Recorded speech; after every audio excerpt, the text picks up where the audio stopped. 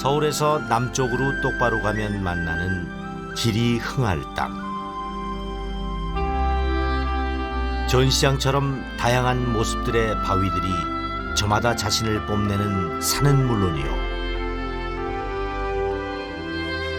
저 멀리 다도해의 섬들이 동양화처럼 아름답게 펼쳐집니다.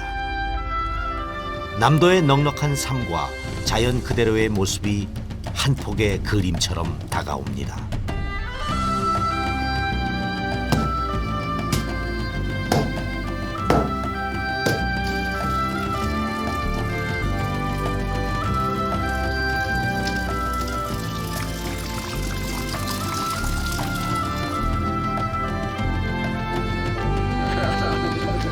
산과 바다와 문학의 삼합이 어우러진 전라남도 장흥입니다.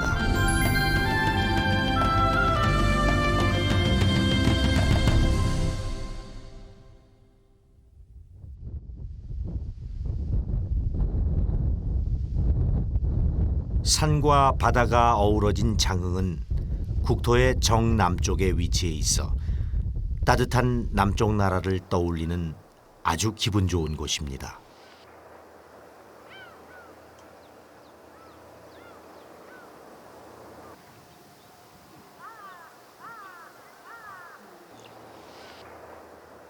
남도의 끝자락 장흥 땅에 오면 볼 수 있는 독특한 풍경, 바로 정남진이라는 이름이 새겨진 표지석인데요.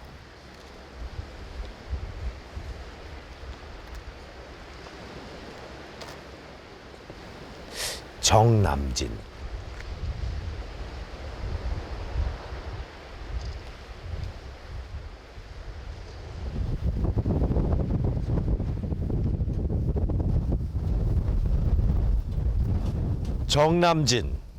정남진. 어디서 많이 들어본 듯한 이름인데요. 정동진. 서울에서 가장 동쪽에 있다 해서 정동진이라 했고, 그렇다면 서울에서 가장 남쪽에 있어서 정남진이란 이름이 붙여진 것은 아닐까요?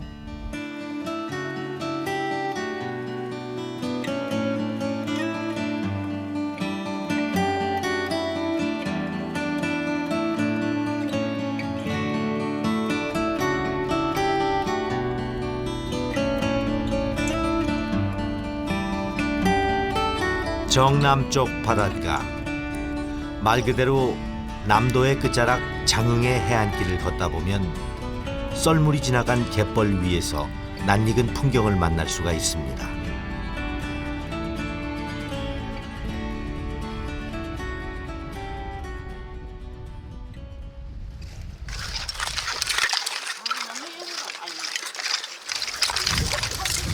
아이고, 안녕하세요. 이야, 이 한여름에 뭘 하시는 걸까? 조개를 캐시네. 안 더우세요? 덥죠? 시원해요?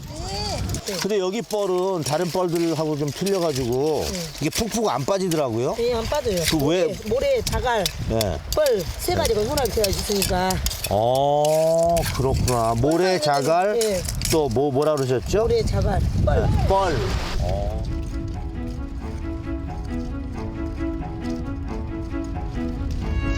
여기 나왔다. 오.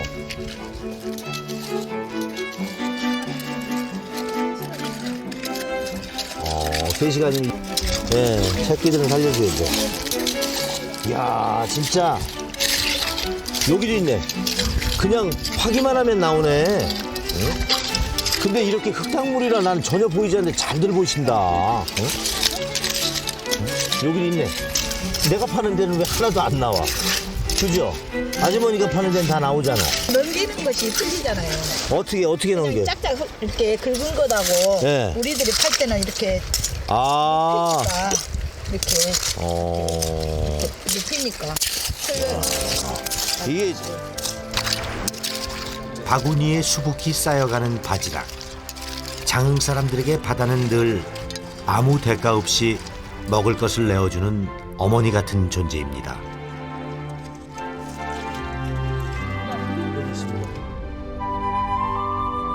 그렇다면 아버지처럼 넉넉히 장흥을 품어주는 곳은 어디일까요?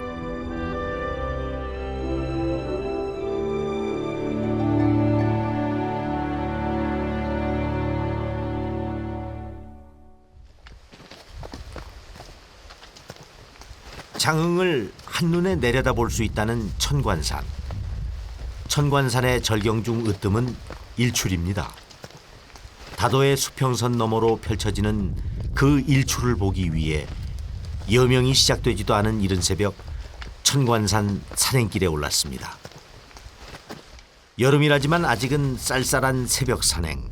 하지만 열심히 오르다 보니 찬 기운은 사라지고 온 몸이 땀 범벅입니다.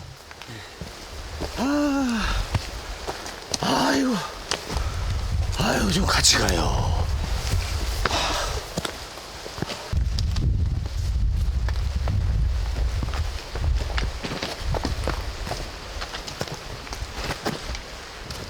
저기가 닭봉이거든요. 예. 닭이 알을 품고 있는 형상을 가졌다 해서 저기 닭봉 이제.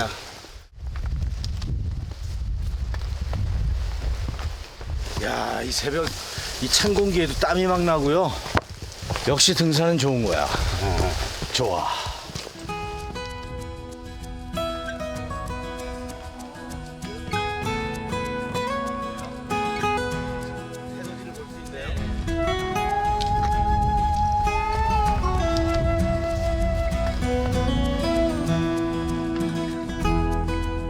두 시간여를 오르다 보니 어두웠던 하늘도 조금씩 푸른 빛을 보이며 밝아져 왔습니다.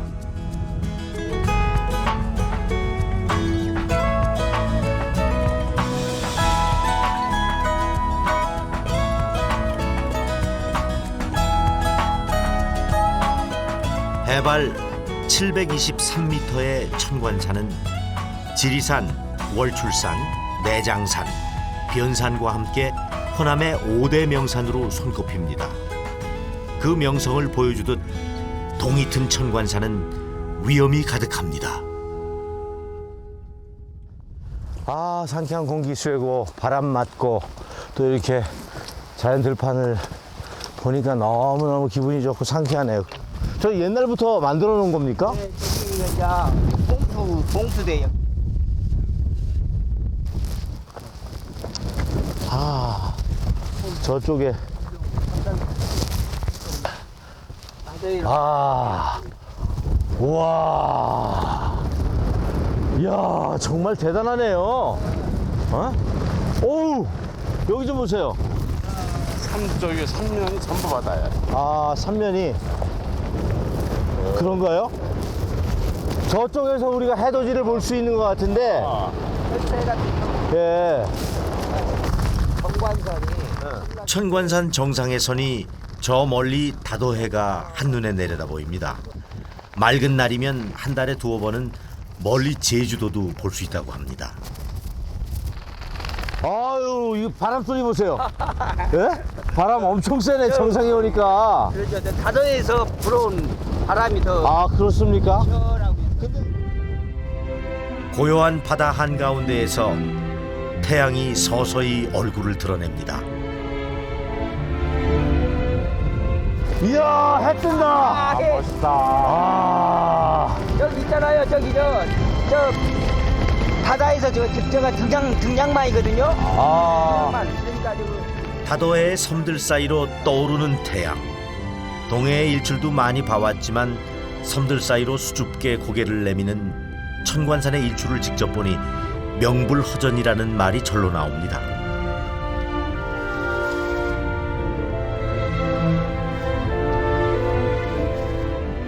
해가 떠오르니 어두웠을 땐 보이지 않던 천관산의 산수도 한눈에 들어왔습니다. 천관산은 기암괴석의 전시장이라 할 정도로 신기하게 생긴 바위들이 많은데요. 이 많은 바위들이 구슬과 옥으로 만든 천자의 면류관처럼 보여서 천관산이라는 이름이 지어졌다 합니다. 천관산은 무엇보다 가을이 되면 억새로 뒤덮인 모습이 장관이라 하는데요.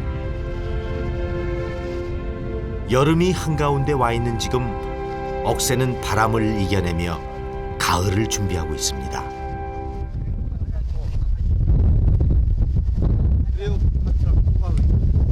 아, 여기가 환희대구나.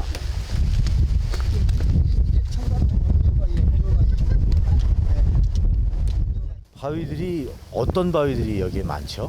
청관산은 남자바위, 양금바위가 제일 많고, 양근 바위. 예, 남자바위요. 쉽게 말하면요. 네. 그 다음에는 물개바위가 많습니다. 아, 물개 바위. 예, 그다음은 또요. 그 다음에는 이제 거북바위요. 거북 바위. 그 다음에는 이제 고래바위요. 아우. 그러니까 쉽게 말하면 기와 장수를 상징하는 산입니다. 아,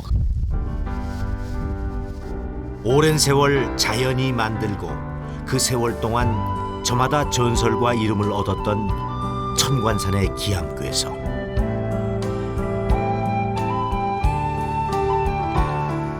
그 중에서도 이 웅덩이는 용의 발자국이라 전해집니다. 능선을 따라 서로 뽐내는 기암괴석을 보면 감탄이 절로 나옵니다. 그런데 천관산의 천관이라는 이름 낯익지 않으신가요? 천관산의 이름에는 천관녀의 전설이 더해져 있습니다. 천관산. 신라시대의 명장 김유신을 사랑했던 천관녀가 숨어 살았다는 곳인데요. 이렇듯 이곳 장흥의 산과들과 바다에는 오래전의 이야기들이 숨어 있는 곳이기도 합니다.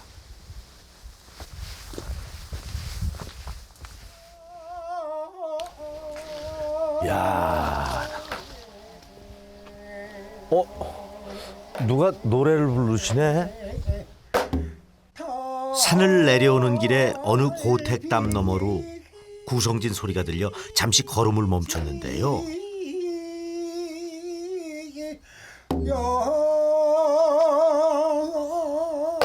아, 어르신 안녕하십니까? 예, 밖에서 지나가다가 너무 소리가 구성져서 한번 들어와 봤습니다. 이렇게 좀 들어와 봤는데, 야, 지금 하시는 게 우리가 일반적으로 얘기하는 그런 소리가 아니라 시조 아닙니까? 시조. 맞습니다. 맞죠? 아, 실례하지만 연세가 어떻게 되셨어요? 왜 안 물어봐? 아니, 한 여쭤보고 싶었어요. 너무 정정하셔가지고. 지금 막 90이셔. 90이세요?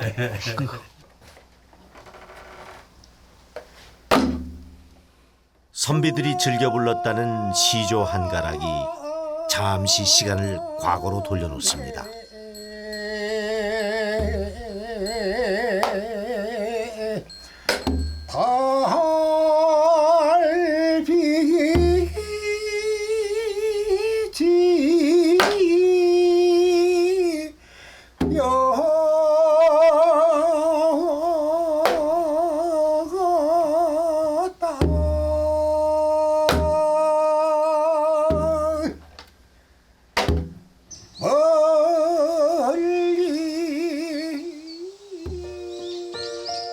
이곳은 천관산 아랫자락에 자리 잡고 있는 위성탁 가옥. 장흥에는 장흥 위씨 집성촌이 있는데요. 이 고택 또한 장흥 위씨 집안입니다. 보기만 해도 오랜 세월의 덕계가 묻어나는 고택의 향기. 집안 곳곳 함께 나이를 먹었던 종가의 흔적이 가득합니다. 지금 붙어 있는 것들이 뭡니까? 여기에서 이 터에서 네. 그 집을 지키고 살으셨던 그 이때 할아버지부터 네. 나까지. 아. 나까지. 횟수로 따지면 총 몇 년이 되는 거죠? 여기 한 배가 30년을 본다 하더라도 그럼 240년이요? 24, 240년. 대단하네요. 그럼 집이 240년 플러스 알파, 그러니까 더 오래돼 있다는 얘기죠.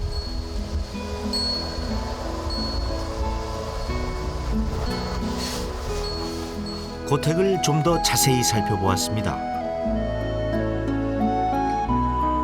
오랜 시간이 흘렀지만 잘 보존된 가옥. 그런데 가옥의 모습이 다른 지역의 전통 가옥과는 좀 다르다는 것을 알 수 있습니다.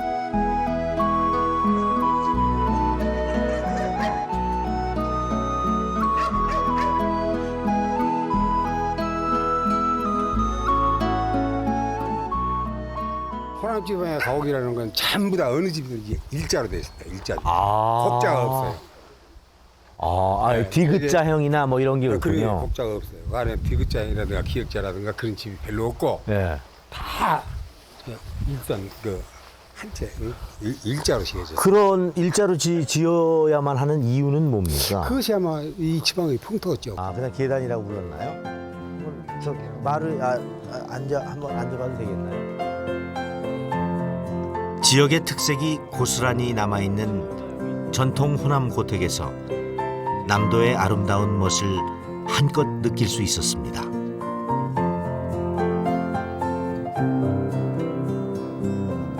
산으로 올라갈 수 있는 길이 있나요? 길이 그 구전에 있었죠.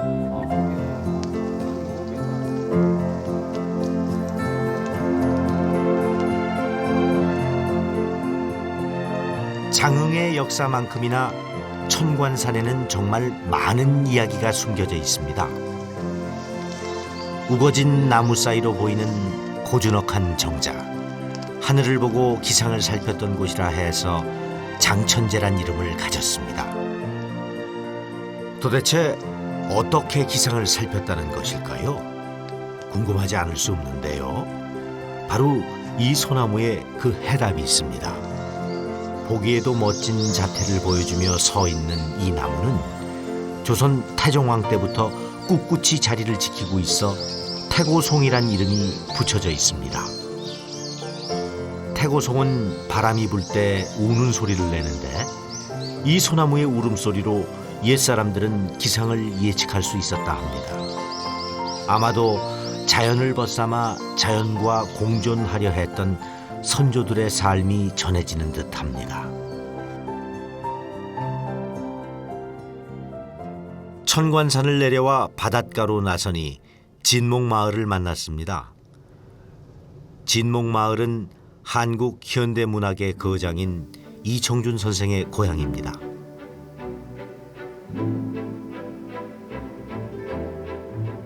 이곳은 서편제, 낮은 대로 임하소서, 눈길 등 주옥 같은 작품으로 한국 현대문학을 이끌었던 고 이청준 선생의 생가입니다. 오랜 시간이 흘렀지만 지독한 가난과 싸우며 포기하지 않고 문학을 꿈꾸었던 청년 시절 그의 숨결이 생가 곳곳에서 여전히 느껴지는 듯 했습니다.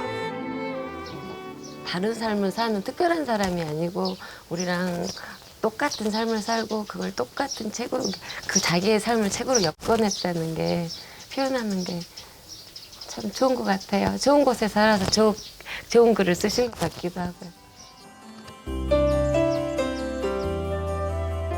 수많은 작품으로 문학사에 이름을 남긴 이청준. 그의 문학적 토대는 언제나 고향 장흥이었습니다. 여기가 장흥군 회진면 진목마을이고요. 이청준 소설가 이청준이 태어났던 그 집입니다. 여기서 이제 선생은 어려서 사시고 이제 고2 때 이 집이 이제 어머니 혼자 사셨는데 이 집이 빚쟁이에게 넘어가 버립니다. 그 소식을 듣고 여기를 오게 되죠. 근데 어머니가 이제 집이 팔렸다는 얘기 하기 싫어가지고 소설에 나온 대로 이 집에다가 장롱을 오래전부터 쓰던 장롱을 넣어놓고 그 아들을 기다려가지고 다음날 아침밥까지 해서 먹이고 아들을 그 대적 삼거리까지 가서 그 눈길을 걸어서 가서 차로 태우고 보냈던. 고향 장흥은 이청준이 쓴 모든 소설의 배경이 되는 곳입니다. 그는 이곳에서 남도민의 정서와 삶을 소설에 담았습니다.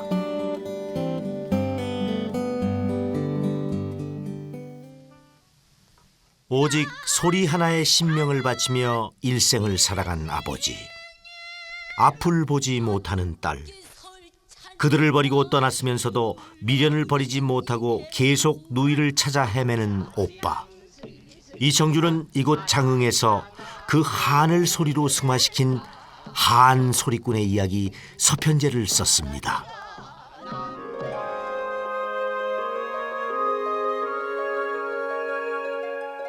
이청준 생가를 지나 아랫마을로 내려오다 보면 작고 아담한 집 한 채가 서 있습니다.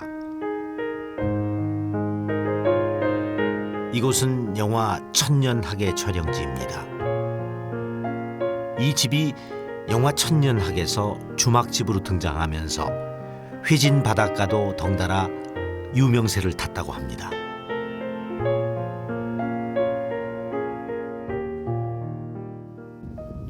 이것이 이제 이청준 선생의 소설 선악동 나그네라는 소설이 있습니다. 그 소설의 배경지고요. 이제 선악동 나그네라는 소설을 인권태 감독님이 100번째 영화를 찍을 때 천년학이라는 제목으로 영화 제목을 만들었어요. 영화 천년학은 선악동이라는 마을을 배경으로 소리꾼 양아버지와 이복남매의 기구한 운명을 그린 이청준 소설 선악동 나그네를 원작으로 만들어졌습니다. 왜 천년학이 되었냐면은 여기 뒤에 봉우리 보면은 저게 학이 이렇게 나르는 모양이랍니다. 그리고 이전에 여기가 이제 지금 현재는 농토로 변했는데 이전에는 여기가 바닷물이었습니다. 그리고 바닷물이 완전히 들어찼을 때 저 학이 하늘로 날아오르고 또 바닷속에서 저 학에 산그림자가 있을 거 아닙니까? 그 학이 두 마리가 동시에 날아오른다고 해서 선악동이라고 했던 것입니다. 이 해안에서 바라다 본 뒷산이 학이 날아오르는 듯한 모습을 가지고 있어 이청준은 이곳을 선악동이라 이름 지었다고 합니다.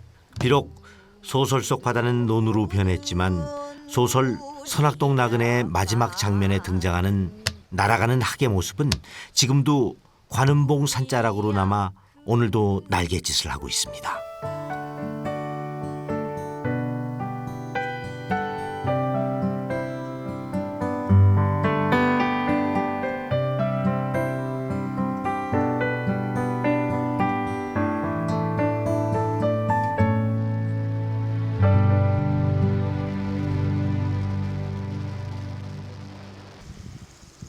숨겨진 이야기가 많은 장흥, 이 회진포구도 마찬가지입니다.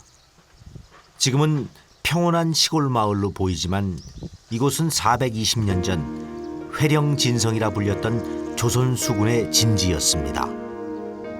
관직을 박탈당한 이순신 장군이 백의종구를 하며 머물렀던 곳이 바로 이곳입니다.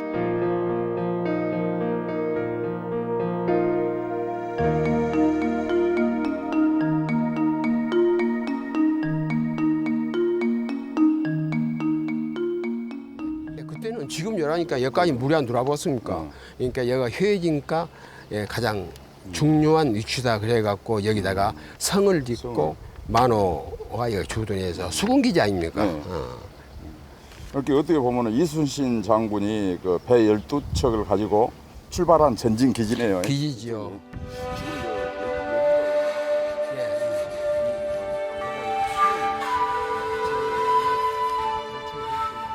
높은 곳에 위치해 이처럼 바다와 육로를 한눈에 볼 수 있었던 회령진성.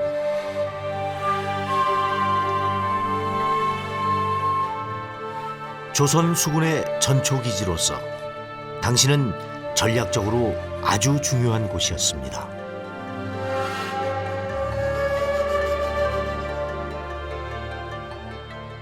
원래 이 성이 조성될 때서는 여기서부터 절이 돼갖고 있는데 현재로는 많이 파손되었고 이 정도로 되어 있다 이렇게 생각을 합니다. 저 성터가 저쪽으로 삥 둘러서 성터가 저 나무 인드로 토성이 남아 있어요. 이곳은 이순신이 백의종군하며 회령진성의 방벽을 의지 삼아 왜구를 격퇴할 전략을 구상하며 미래를 준비했던 곳입니다.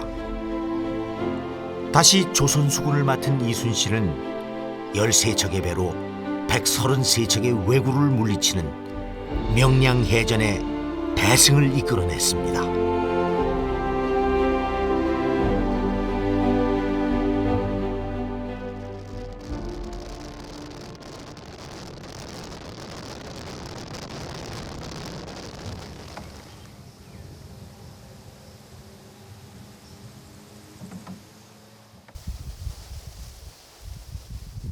쉴 새 없이 빠르게 변하는 세상.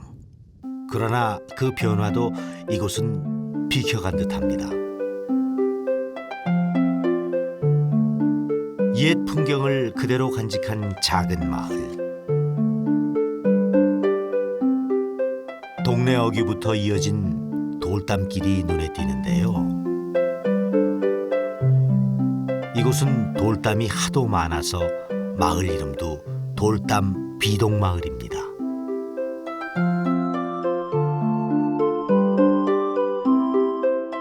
그 중에 한 집을 찾아가 봤습니다.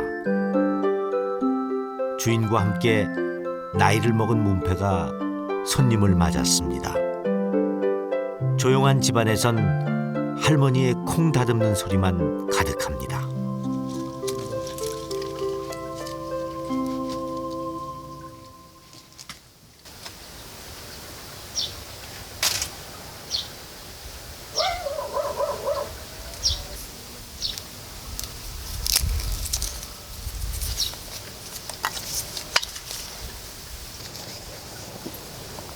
열여덟에 요리 시집왔고 이제 산 거야. 시집 오셨을 때 어떠셨어요? 누가 꽤 우리 어머니 띄워놓고 온데.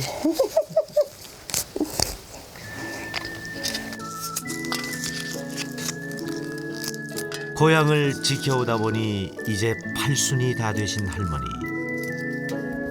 농사꾼으로 살아오는 동안 할머니의 평생은 때에 맞춰 모 심고 밭 깔고 씨앗을 준비하며 제 때를 준비하는 기다림의 나날이었습니다.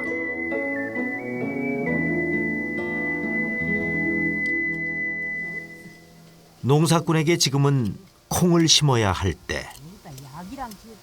집 앞 텃밭에 오늘은 콩을 심습니다. 그런데 콩 색깔이 빨갛습니다. 근데 이 콩이 왜 빨개? 이들에 딱못 묻게 약을 못 묻게. 무슨 약을? 이 물감 있어. 물감. 약사에 가면 이거 있어. 원래 콩 색깔은 무슨 색깔? 노란색이지. 노래. 이게 노라지. 노래 콩 색깔. 노래 이제 가을에는 아무도 안 할거든. 이거 올라오면 흙해져 버려 이렇게. 지금 퍼라 넣어야죠. 요요. 요요. 올라오면. 그래서 공굴에서는 올 봄과 여름 지독한 가뭄으로 심은 콩이 싹이 나지 않아 여러 번 다시 심었습니다. 오늘 또 심습니다.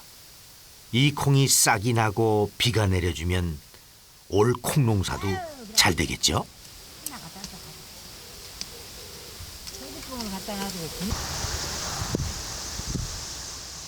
이제 저는 다시 시내 쪽으로 향해 봅니다. 장흥 시내와 가까운 억불산 근처. 이곳엔 흔히 노송나무라 불리는 편백나무가 가득합니다. 숨을 쉴 때마다 바람 속에 자연스럽게 묻어나오는 편백나무의 향기를 느낄 수 있는데요.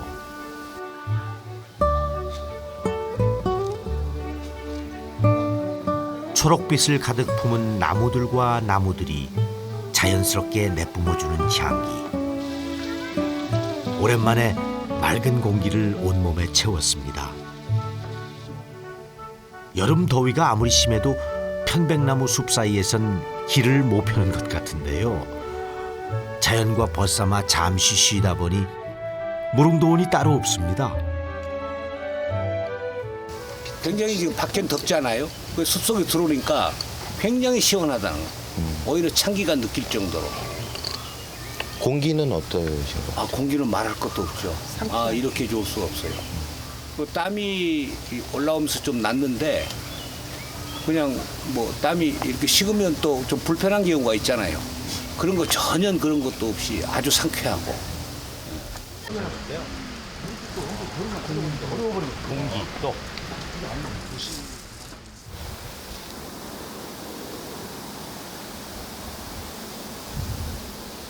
이야, 여기는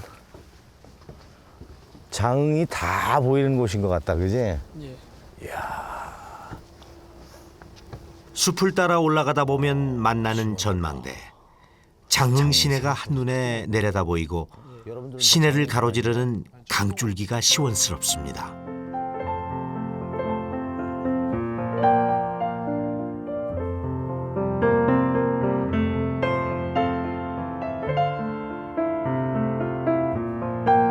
장흥하면 또 빼놓을 수 없는 곳, 탐진강입니다. 탐진강은 장흥 국사봉에서 발원해 강진을 거쳐 남해로 흘러드는 강으로 서울의 한강처럼 장흥 시내를 가로지르는 강이기도 합니다.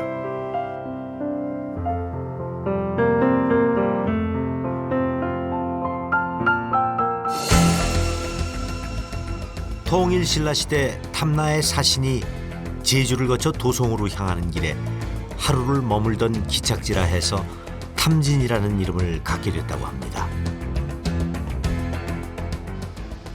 장흥의 역사만큼이나 오래된 이야기를 담은 강인 셈이죠.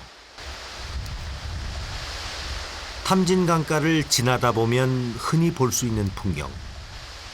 이분들 도대체 뭘 하고 있는 걸까요?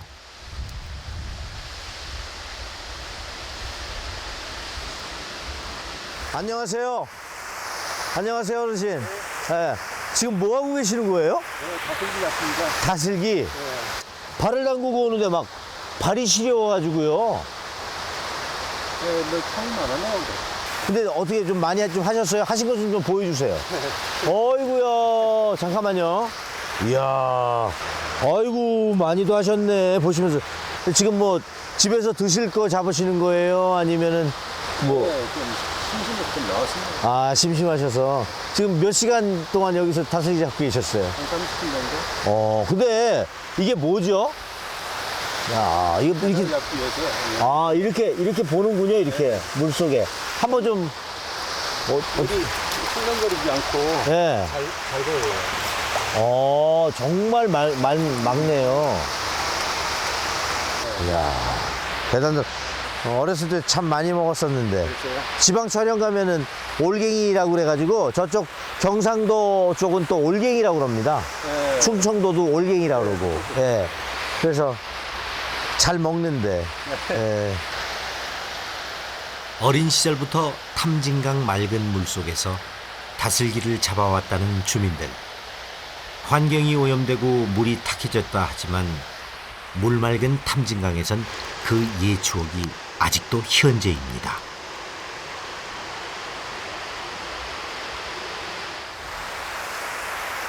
여기도 또 일하고 계시네. 안녕하세요. 아이고야, 여기는 다슬기가 아니라 조개도 있네.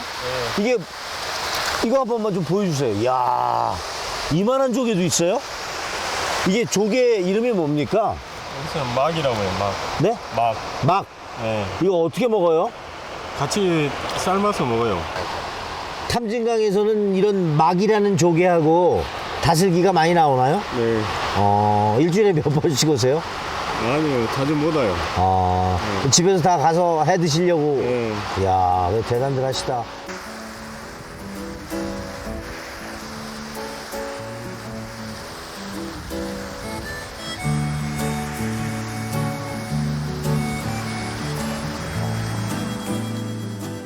물이 워낙 맑다 보니 하류로 가다 보면 다슬기잡이가 업이 된 사람들도 쉽게 만날 수 있는데요.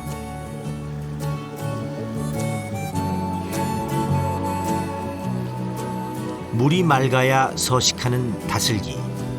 물밑이 그대로 내려다 보일 만큼 청정한 탐진강이라 가능한 것 아닐까요?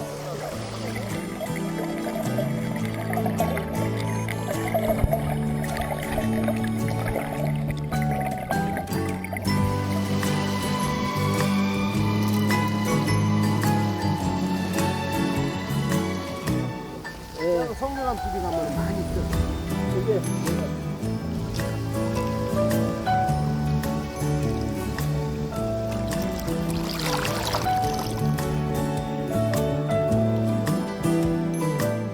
깨딩이 먹고 목욕 오고 우리 이제 다슬기 잡아다가 또 그렇게 먹고 쪽대로 고기 잡아가지고 그때는 이제 이렇게 여건이 안 될 때니까 개발도 안 되고 그랬을 때니까 그때는 우리가 이제 고기 잡아가지고 직접 거기서 매운탕 끓여 먹고 또 이제 그 숯불에다가 고기도 구워 먹기도 하고 이제 주로 굵은 고기 같은 것은요 막 붕어 잡아가지고 구워 먹고 막 그랬었죠. 굽이굽이 돌아 장흥을 품은 탐진강. 장흥 사람들에게 탐진강은 그저 강이 아니라 고향의 또 다른 이름입니다.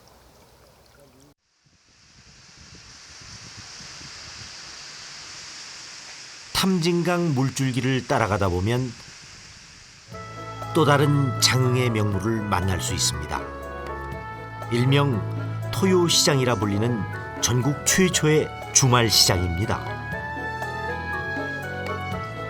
장흥의 특산물인 한우, 표고버섯, 키조개를 비롯해 할머니들이 파는 산나물이 넉넉한 인심과 함께 시전을 이루고 있습니다.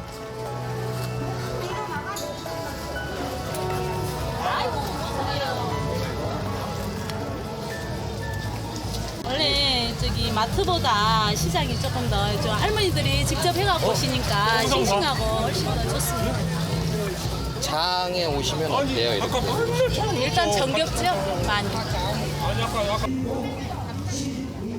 시골의 정취와 사람의 정이 묻어나는 매력적인 장터로 소문나다 보니 외국인 관광객들도 여기저기 눈에 띕니다. I don't know, maybe 2 such and 3 like this. You have to give, they still have 2, another for you. So I think that Chang'an is very beautiful city and there are many very nice and kind people. So we really like this city. Yeah, people very nice and very helpful, very friendly. So we enjoy the city very well. Yeah. 하지만 뭐니 해도 장흥의 토요시장에서 빼놓을 수 없는 맛. 바로 장터 음식의 대명사이자 장흥 토요시장의 명물로 불리는 장흥국밥입니다. 뚝배기에 밥 한 공기 얹어 먹는 국밥의 맛을 내기 위해 가마솥엔 12시간 동안 불이 꺼지지 않습니다. 얼마나 끓이신 거예요? 어제 7시부터 끓였어요. 몇 시간 정도 끓이셨어요? 지금까지는 끓여요, 야탄은. 저녁 5시, 6시.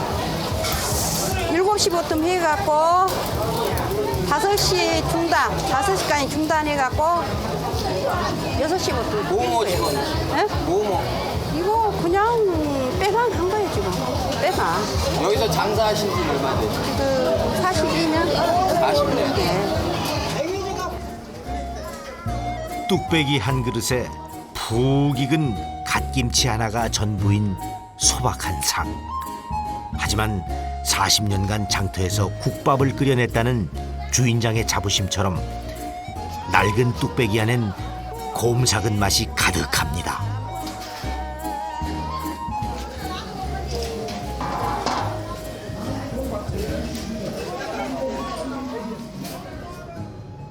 맛과 멋이 살아있는 고장. 장흥에는 가봐야 할 대표적 문화유산이 또 있습니다.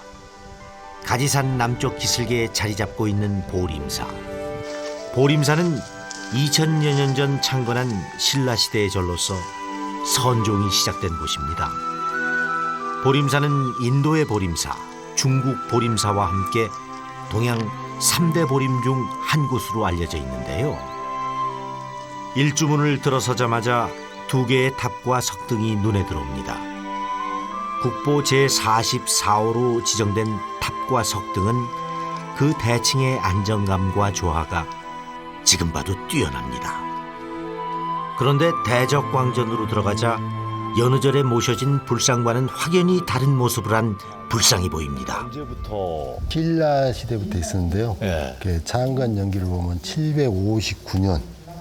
그러면 1100년 정도가. 예, 그렇죠. 이야, 오래된 절이네요. 예. 그 부처님이 다른 절에 계신 부처님하고 이 손 모양이 틀리시거든요. 예. 뭐 다른 뜻이 계신 건가요? 예, 저 부처님은 여러분들이 많이 보시는 부처님은 석가모니 부처님이라고 현신불입니다. 네. 대개 이렇게 하고 있던지 네. 이건 중생과 부처는 하나라는 뜻입니다. 그래서 법신불이라고 그럽니다. 철조 비로자나불 좌상. 두 손을 가슴 앞에 모아 오른손으로 왼손 검지를 틀어준 모양은 지권인이라 불리는 비로자나불상의 특징입니다.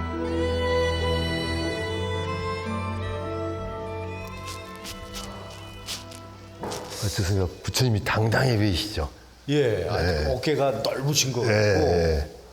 이 부처님을 조성하실 때 당시 헌왕왕께서 헌안왕. 예, 헌왕왕께서 철 2,500근하고 2,500근씩. 예. 그리고 금도 160분을 이렇게 하사를 했기 때문에 조성하신 분이 기분이 얼마나 좋았겠어요. 아, 왕께서. 하사를 하니까. 예. 그래서 당당하니 조성을 하고. 예? 부처님을 조성하는데 피곤한 줄 몰랐다. 하고 여기가 기록을 남겼어요. 불상의 어깨에는 858년이라는 조성 이력까지 정확히 새겨져 있는데요.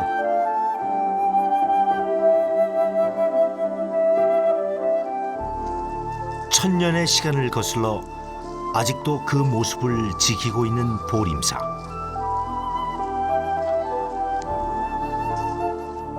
그 긴 역사만큼이나 보림사에는 재미있는 전설도 많습니다. 여기는 무슨 우물가는 아닌 것 같은데 약수터도 아닌 것 같네요, 그죠? 이게 원래 지금은 약수인데요. 네. 예? 약수라고요. 여기가 약수라고요? 네. 원래는 여기가 큰 연못자리였어요. 그래서 용이 살던 곳인데 그걸 메꾸고 남은 게 여기입니다, 지금. 근데 이게 대단한 약수에 자연보호협의회에서 전국 제1약수다 하고 지정한 곳입니다. 아니, 근데 제 눈에는 그렇게 안 보이는데. 아니요, 한번 들어보세요. 네. 그 드시기 전에 얼굴 한번 비춰보세요. 네? 얼굴 한번 비춰보시라고. 얼굴이 보이나 안 보이나? 보여요? 보이는데? 아니 당연히 보이죠. 빛이 반사되는데 물에 얼굴이 보이지. 아니요, 그래도 여기까지 오시느라고 목욕 제기하고 자신 것 같은데 어쩐 얘기? 그 부정한 짓을 하면 안 보여요. 아, 예. 네, 그 신통함이 있습니다. 그래요? 그렇게 안 보여요? 그냥 물 맛이나 한번 봐보세요. 아니, 진짜 마셔도 되는 물인가? 네. 이 좋은 걸. 물 맛이 어때요? 약수네요. 좋죠. 예, 좋죠.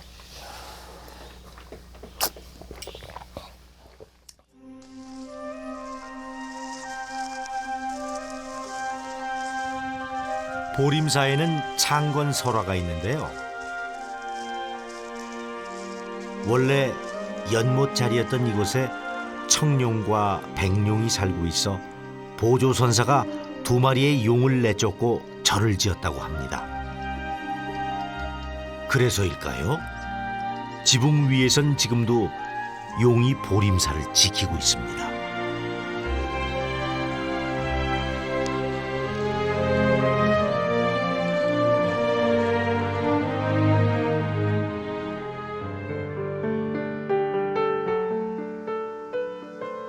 이번엔 보림사 뒷산으로 올라볼까요? 600여 그루의 비자나무가 군락을 이루고 있습니다. 숲이 만들어내는 청량감 때문에 더위는 숲속에서 닦고 마음은 보림사에서 닦으라는 말이 전해질 정도인데요.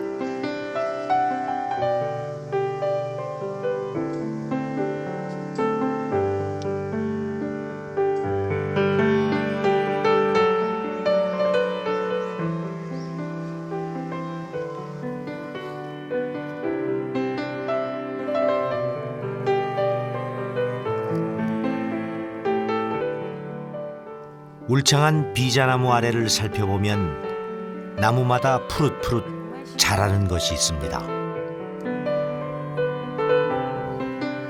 장흥에서만 자란다는 자생차 잎입니다.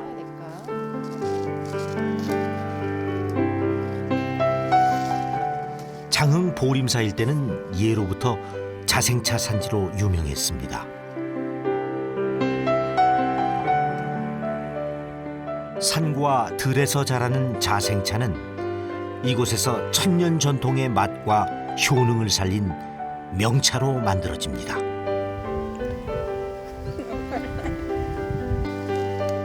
건강히 줘야 되는데 너무 많이 한꺼번에 나와보면 안 돼. 야생차는 일반 재배차들하고 좀 다르게 그 뿌리가 일반 이렇게 재배차하고는 직근식이에요. 직근식이어서 키가 1m면 뿌리가 이렇게 3m씩 이렇게 있어서 일반 재배차들은 뿌리들이 이렇게 옆으로 이렇게 번지고 양분을 먹잖아요. 누구의 도움도 없이 숲의 힘만으로 자연에서 나고 자란 자생차. 장흥 보림사 일대에 자생차가 많은 데는 이유가 있다고 합니다. 이 창건하신 스님이 당나라에서 수행을 하고 넘어오시면서 차와 선을 가지고 왔다고 해요. 그래서 지금까지 이 장흥은 야생 차가 어마어마하게 많아요.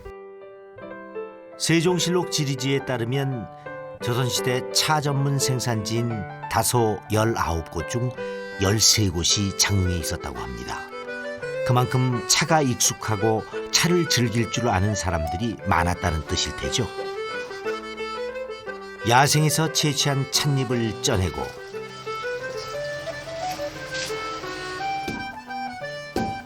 절구에 찧어서 동전 모양으로 빚어내면 차 덩이가 완성됩니다. 이렇게 만들어진 차 덩이를 좋은 바람, 좋은 볕에 오랜 시간 발효시키면 청태전이라 불리는 장흥의 전통 자생차가 만들어집니다. 청태전은 삼국시대부터 만들어 음용되어 온 우리 고유의 전통 발효차로 다시게 넣고 모양을 다듬어 통풍이 잘 되는 처마밑이나 벽에 걸어놓고 서서히 발효시키는 것이 좋은 차맛의 비결입니다. 그 청태전이라고 붙여진 거는 그 푸른색에 이끼가 낀 것처럼 보인다. 엽전 모양이다 해서 청태전이라고 붙여졌어요. 근데 이게 발효차예요. 중국에 이렇게 보이차처럼 우리나라에도 이렇게 발효를 시켜서. 모든 좋은 것은 기다림 끝에 얻어진다는 평범한 진리는 차에서도 예외가 아닌 모양입니다. 청태전의 향기로운 차맛 속에는 그만큼 오랜 세월,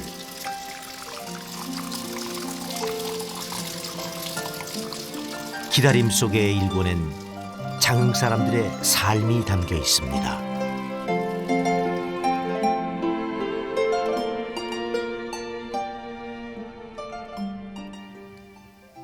장흥하면 글자랑하지 말라는 말이 실감나는 곳이 있습니다.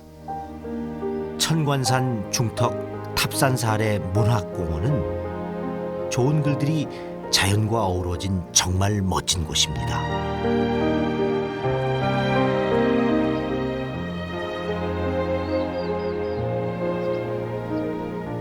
한국 문학을 대표하는 작가들의 주옥 같은 글귀가 새겨진 수십 개의 바위들. 글 한 구절 한 구절 아름답지 않은 것이 없는데요.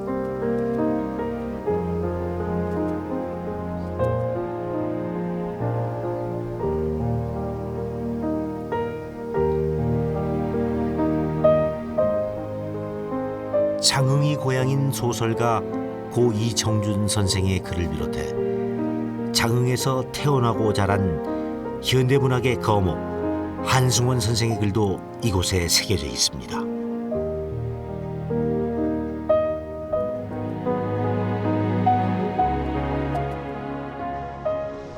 바로 그 주인공인 소설가 한승원 선생을 만나러 가보기로 했습니다.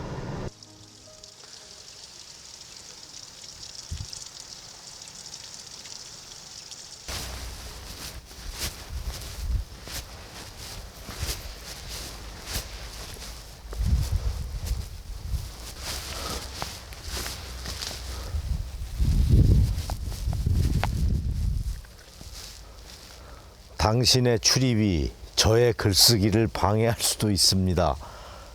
토굴 주인 RM? 해산 토굴이라는 이름을 가진 이 집이 바로 작가 한승원이 살고 있는 곳입니다. 안녕하세요, 선생님. 안녕하세요. 아, 처음 뵙겠습니다. 저는 저 타렌트 하는 배우 정호군입니다. 예, 반갑습니다. 좀 만나 뵙고 싶다 해서 열심히 찾아왔는데요. 요 입구에 보니까 뭐 타인이 출입하면 제가 글 쓰는데 방해를 한다 그런 그 적어놓은 그 뭐 돌이 있더라고요. 제가 감히 이렇게 또 찾아뵙는데 괜찮겠습니까? 네, 오늘은 괜찮습니다. 아, 이거 너무 영광스럽습니다. 어서 오십시오. 네, 네. 아, 저기 선생님, 여기 지금 이름이 해산토굴 이렇게 적혀 있 맞습니까? 예, 예. 근데 해산이라는 것은 선생님의 혹시 호가 아닐지 하는 생각이 들고요. 그렇습니다. 근데 호 뒤에 왜 토굴이라는 걸? 대개 사람들이 네. 뭐 해산당, 해산옥, 해산정, 해산제 그러죠. 네. 그런데 저는 스님들이 자기가 수도하는 곳을 토굴이라 그래요. 그래서 저도 겸손하게 토굴이라고 했습니다. 한승원 선생의 대표작이 바로 이 해산 토굴에서 쓰여졌습니다. 이야, 선생님 잠깐요. 여기 뭐 이렇게 어르신들이 계시는데 우리 돌아가신 아버님이시고, 네. 그리고 지금 살아계세요. 우리 어머님이시고.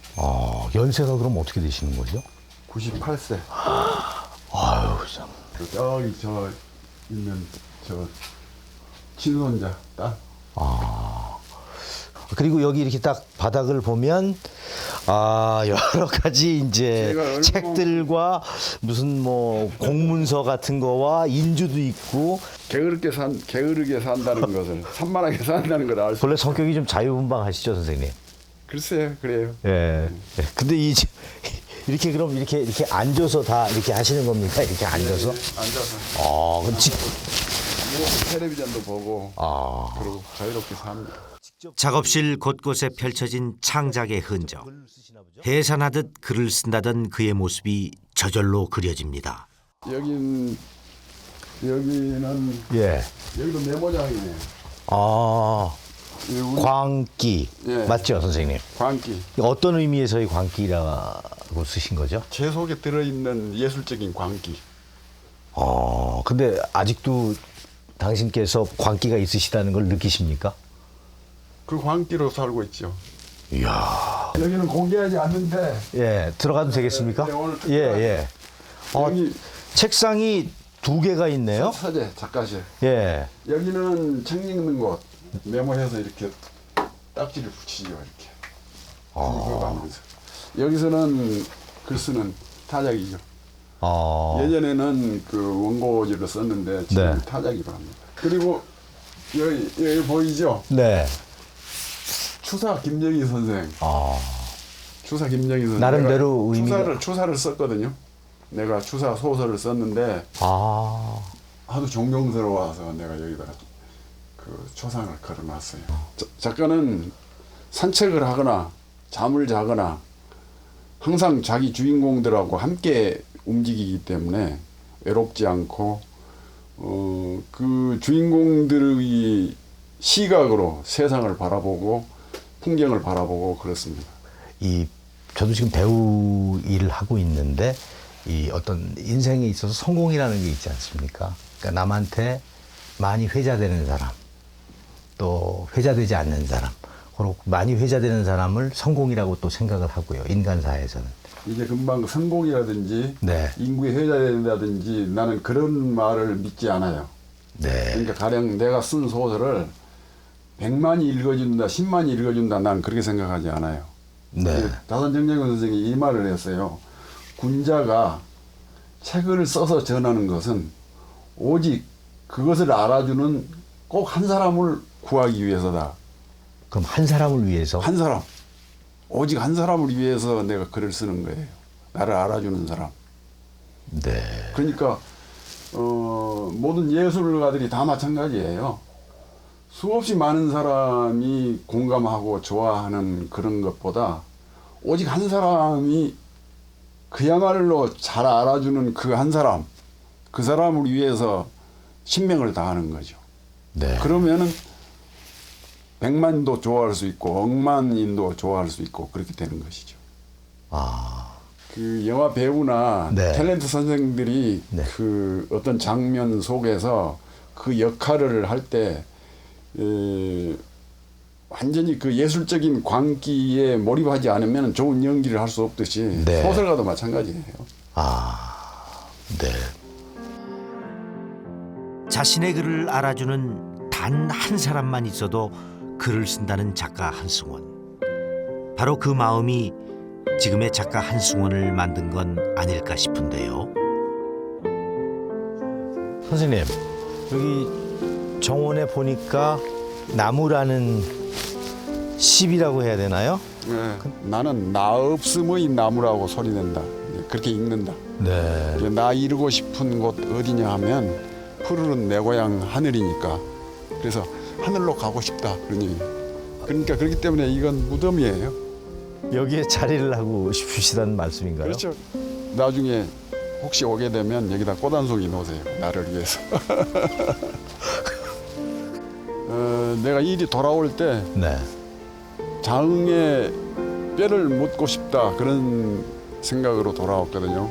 그래가지고 저는 이때까지 어머니의 빚지듯이 네. 고향에 빚을 지고 살았다 그런 생각이에요.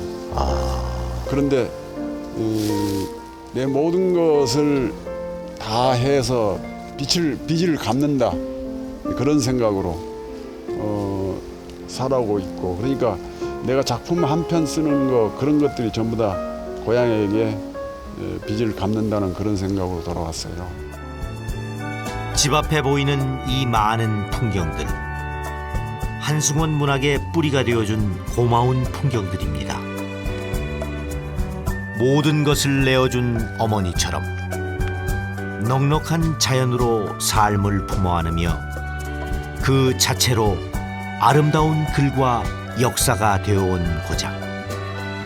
끊임없이 회자되는 아름다운 식구처럼 산과 들과 바다가 어우러진 남도의 하늘빛 유혹이 어제처럼 아름답습니다.